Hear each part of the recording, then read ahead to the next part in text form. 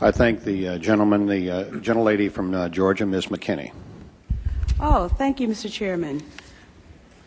Mr. Secretary, I watched President Bush deliver a moving speech at the United Nations in September 2003, in which he mentioned the crisis of the sex trade. The President called for the punishment of those involved in this horrible business. But at the very moment of that speech, DynCorp was exposed for having been involved in the buying and selling of young women and children.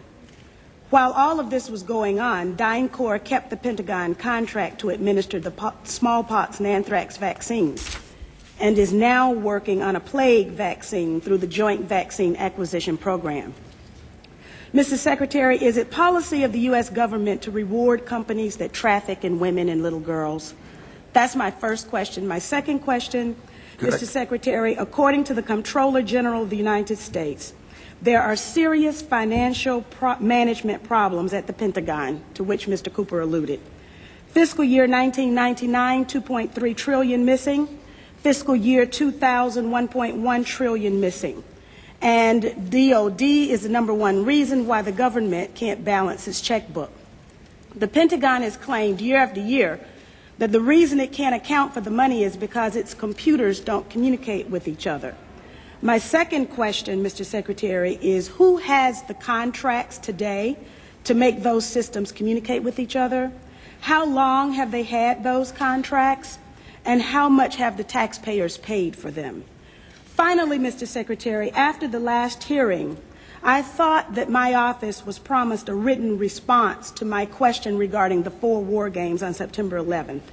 I have not yet received that response, but would like for you to respond to the questions that I've put to you today, and then I do expect the written response to my previous question, hopefully by the end of the week. Thank you, Representative. First, the answer to your first question is no, absolutely not. The policy of the United States government is clear, unambiguous, and opposed to the activities that you described. The second question.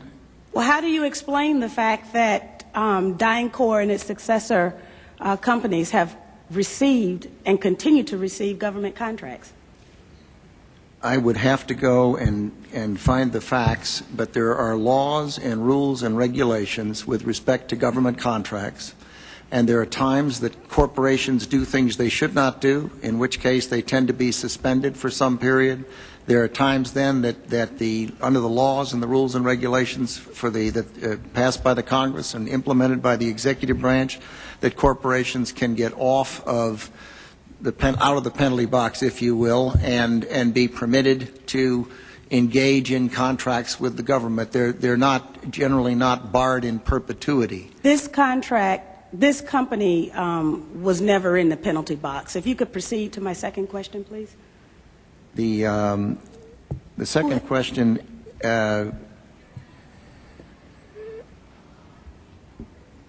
I've forgotten what the second question was.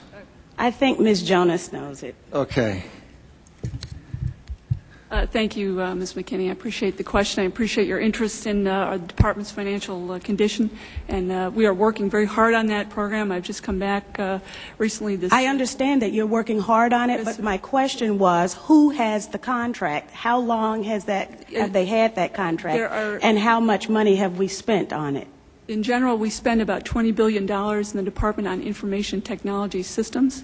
The accounting systems are part of that. I can get you the exact number for the record of what we spend on our current, what we call legacy systems, and those that we're moving toward. And who has the contracts? That would be a multitude of individuals. Could you name some, please? Well, I think off the top of my head, well, I would rather not. I'd rather provide that for the record. That's not privileged information, is it? I'm sure it's not. Well, please. Yeah. And we still have time, so please.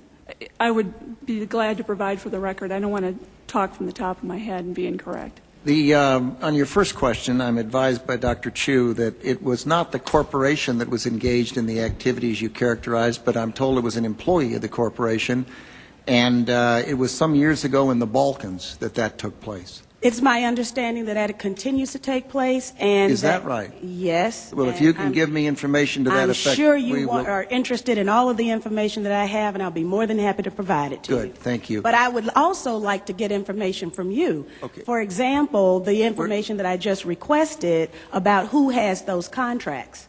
Certainly. Let me assure the gentlelady that we'll make sure that this exchange of information takes place. And Mr. Secretary, if you can get back with us on the DynCorp We will. story, we'll get that to the gentlelady. We'll get Thank you, back. Mr. Chairman. We'll get back on both of the first two questions, but the Congresswoman has raised the other question twice now, and I'd like to have General Myers respond because you mentioned it in the last hearing, and I think it would be helpful to get the answer, even though Okay. we're on red, if you don't mind, Mr. Chairman. General Myers, go right But ahead. I would like to have the answer in writing as well, as I thought my office was promised.